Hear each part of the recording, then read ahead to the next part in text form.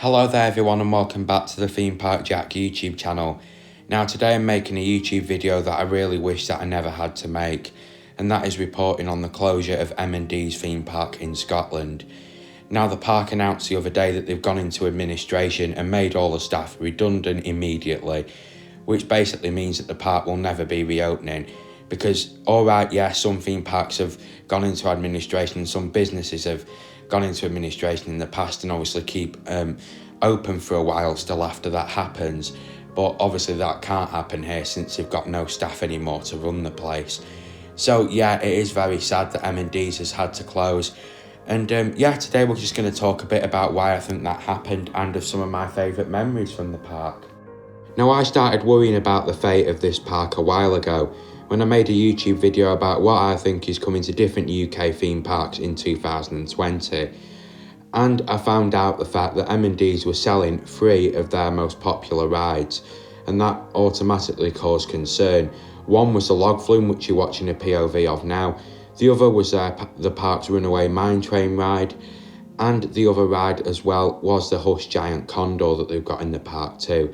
Now that seemed like a really odd selection of rides to sell, seeing as how the log flume only a few years before had a brand new repaint to the colours of M&D's, and the runaway mine train had been customised just a few years before by the manufacturer specifically for M&D's, meaning it would probably be quite a hard ride to sell, seeing as how it wasn't a ride that you'd actually be able to buy normally from the manufacturer.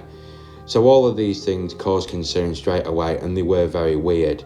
Now at the time I just put it down to the fact that the park might be wanting to mix up the ride selection a bit and hope to the best and that the park would reopen after all this had finished.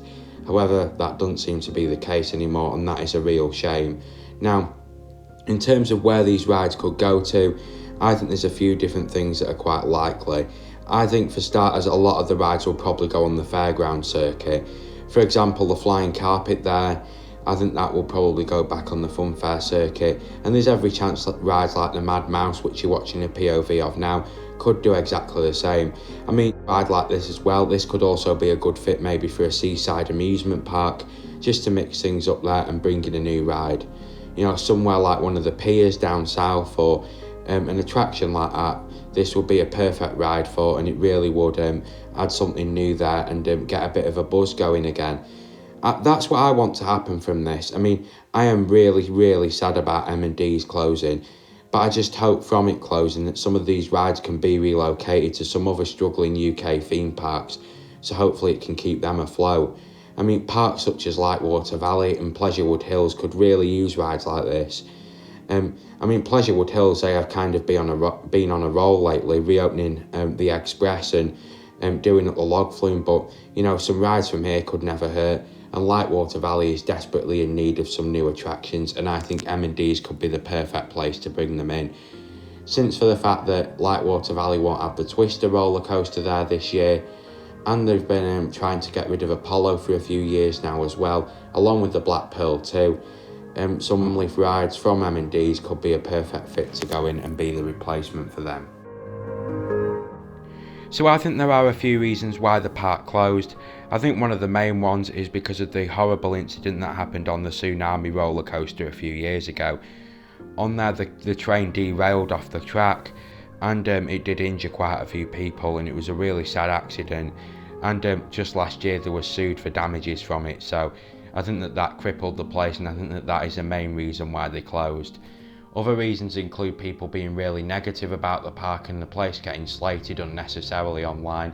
It really wasn't as bad as what people made out, and I think that is another reason why it went under, because people had a bad picture built up in their heads, and yet a lot of people didn't want to make the trip to go there because they'd heard really bad things. So then, M&D's will be remembered, for me definitely, as a really nice theme park and really underrated day out. I had a great time there when I visited last year, and I will remember it specifically for their Amazonia attraction, that indoor rainforest that they had there. That was absolutely brilliant. And yeah, it was an aquarium with reptiles and everything all mixed in. It was absolutely brilliant, and it was in my mind the highlight of the park. The adventure golf was also good, and for their £23 ultimate experience wristband, you could have both unlimited goes on the rides. You could also go in Amazonia and do the adventure golf as well, and the park was really good value. Other key highlights from the park for me was the giant condor ride, a really rare flat ride, and of course our flying carpet ride as well. I love those rides, and that was certainly a very intense one that I will definitely remember going on because I really did enjoy it. So yeah, there we go. It is really sad to see another theme park in the UK close. I thought after Pleasure Island in Cleethorpes closed that hopefully that would be the last one to go, but clearly that isn't the case. I mean, in the past, since the 2000s, we've seen the American Adventure close, Camelot close, Pleasure Island, and then now here as well. It is really sad to see, and I just hope to God that there aren't any more parks that close. Unfortunately, I fear that that will be the case, that more parks will close. I don't want to think that, however, I think that that is unfortunately highly likely, because there are quite a few theme parks in the UK that have been failing for a few years now. Some quite big ones and well-known ones as well that haven't been doing well for a while, and something like the coronavirus could unfortunately tip them over the edge. Again, I really hope that that isn't the case, however I fear that it probably will be. So I won't be shocked if there is this same announcement from more UK theme parks over the coming weeks, but I really hope that there isn't. Thank you very much for watching today's video, and I'll see you in the next video, my 250 subscriber special Q&A, which will be coming very soon. Bye.